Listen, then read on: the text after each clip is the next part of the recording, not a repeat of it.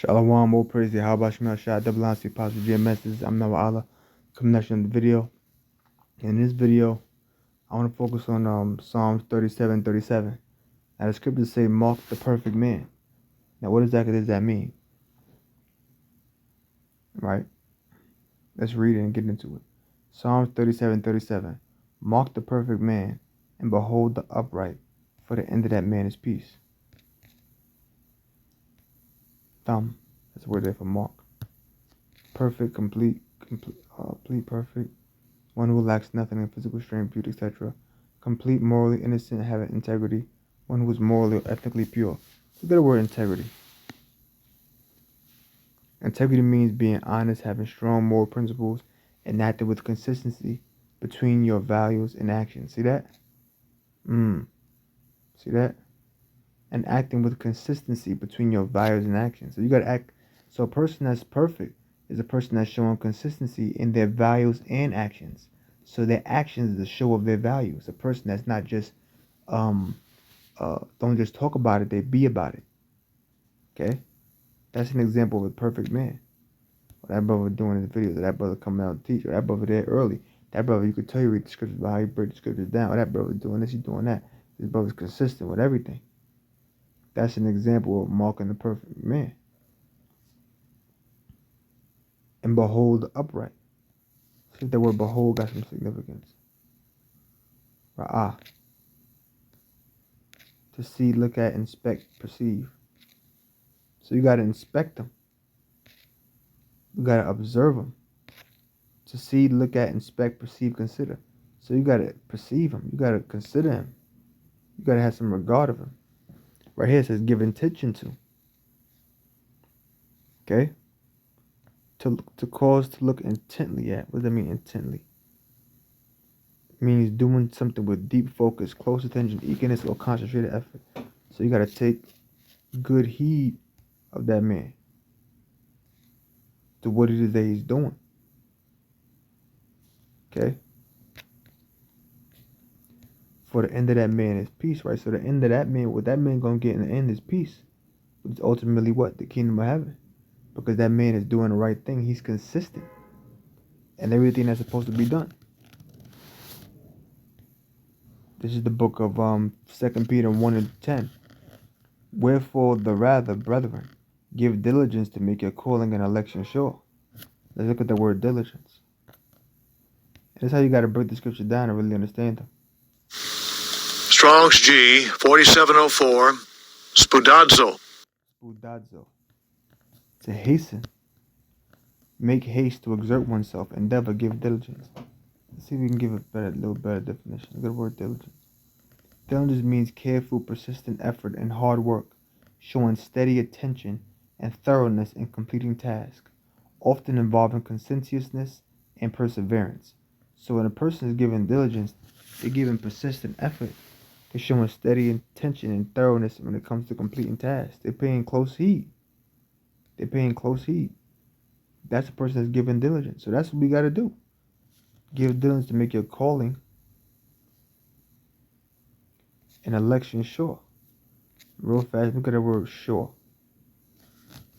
Strong's G 949. Bebayas. Bebayas.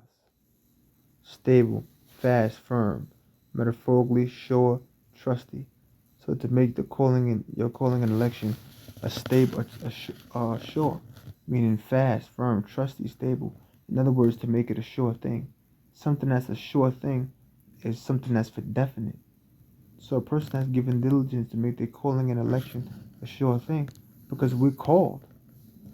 We're called. Strong's G 2821. Clasis. Call. A calling to, a call, invitation to a feast, to the divine invitation to embrace salvation in the Most High. Remember that scripture about the what is it, the wedding?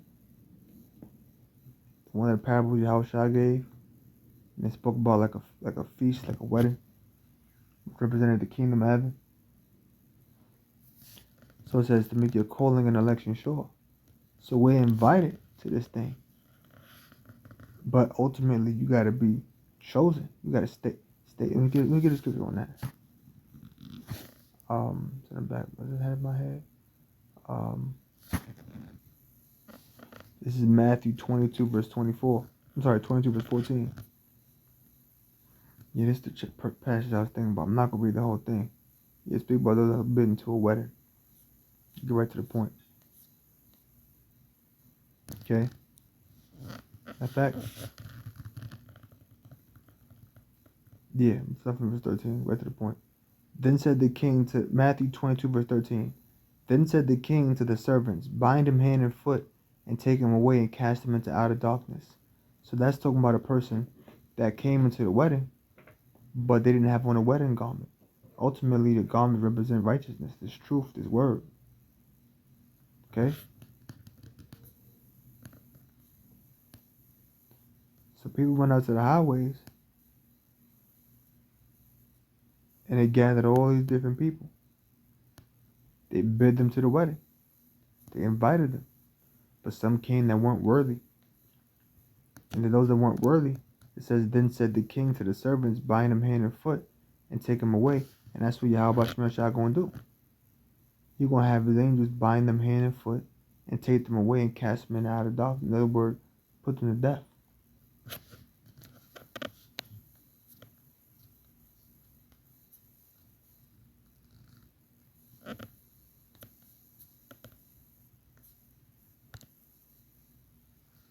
The word outer. Strong's G 1857. Exoteros. Exoteros. Just says outer.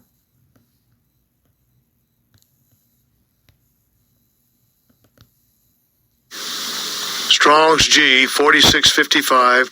Skatos. Skatas.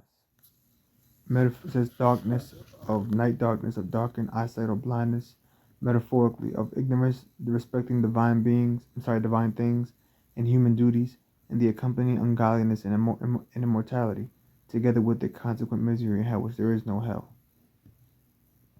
The hell just means the grave. Persons in whom darkness becomes visible and holds away. Okay, and if you cast it in outer darkness, you're basically in a state of judgment. You're in a state of great sorrow, mourning, and weeping.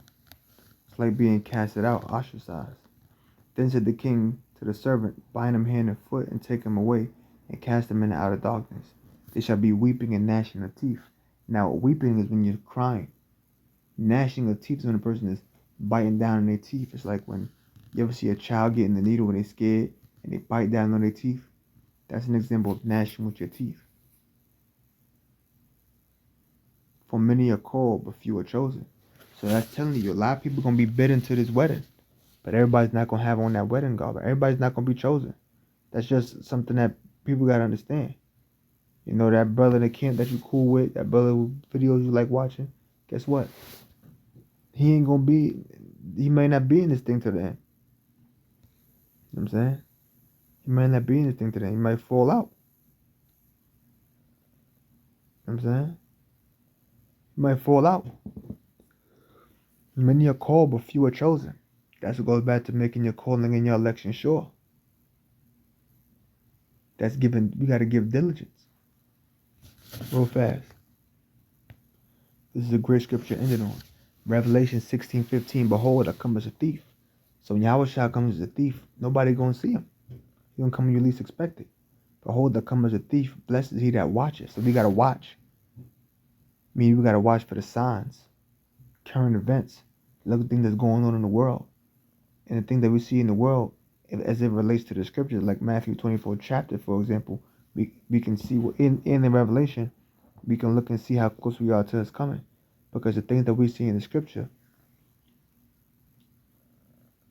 the signs of the Lord's coming.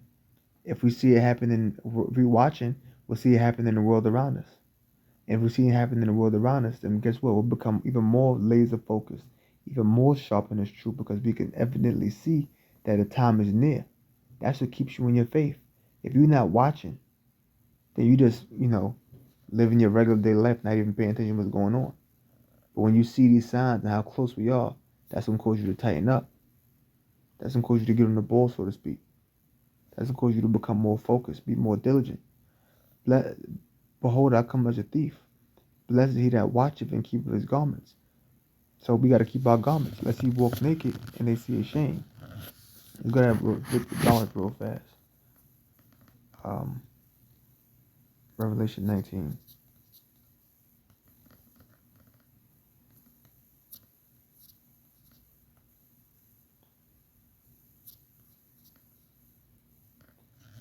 Revelation 19 and 8.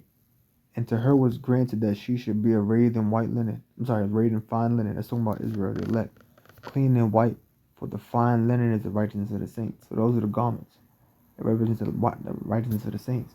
So we got to keep our garments. We got to keep this righteousness. Unless we walk naked and they see our shame. So if the garment represents righteousness, then nakedness represents what? Not having the righteousness. And your shame being seen meaning what? They could see that you wasn't perfect. In other words, they could see that you weren't consistent. They could see that you lacked integrity. They see that you lacked diligence. You didn't give diligence to make it calling an election sure because you didn't keep your garments. So now you're walking naked and people seeing you shame. It's like a person that's clothes get taken off. They cover themselves up because they don't want to be seen. They're ashamed. Their nakedness has been uncovered. Okay?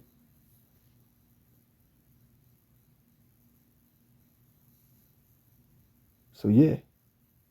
That's what we got to do. We got to be diligent, man. So with that, pray the Most High for diligence. So with that, I'm going to say, oh, praise you. How about Shemel Shah? That belongs here. So we got to watch that. Maybe we got to look at the apostles and elders and look at what they do and follow suit to the best of our ability. Man. So with that, I'm going to close and say, oh, praise you. How about Shemel Shah? That belongs to the apostle GMS. I hope you learn something. Shalom.